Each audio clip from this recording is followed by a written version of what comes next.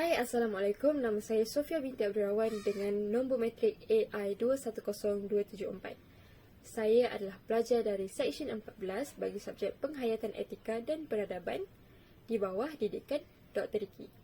Jadi, dalam video ini saya akan mengulas tentang faktor terbesar yang menjadi penghalang dalam melestarikan etika dan adab generasi sekarang.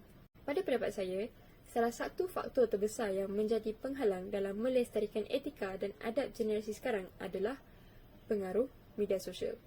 Mengapa saya kata begitu?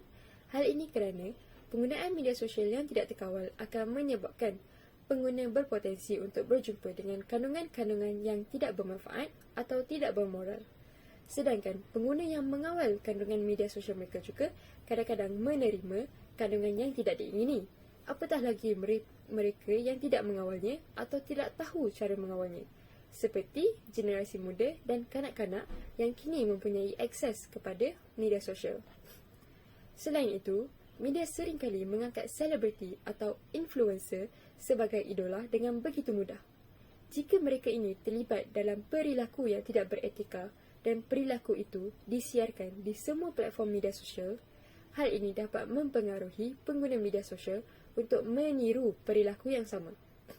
Jadi, kurangnya model yang positif dan beretika dalam media sosial juga dapat menyebabkan kesulitan dalam memelihara dan mendorong etika dan peradaban yang baik dalam kalangan masyarakat. Akhir sekali, pengaruh negatif pada persepsi dan nilai. Media sosial kini mempunyai potensi untuk mengubah persepsi dan nilai-nilai masyarakat dengan cara yang negatif. Melalui pengulangan posting-posting yang tertentu, media dapat membentuk pandangan masyarakat tentang apa yang dianggap normal, apa yang diinginkan dan apa yang diterima secara sosial. Jika media dengan konsistennya menampilkan perilaku yang tidak beretika dan tidak memiliki contoh yang baik, hal ini dapat mempengaruhi persepsi dan nilai-nilai masyarakat secara negatif. Saya berikan contoh, disebabkan media sering menyiarkan model wanita dan jejaka dengan ciri-ciri tertentu, hal ini telah mengubah persepsi masyarakat terhadap standard kecantikan di negara kita.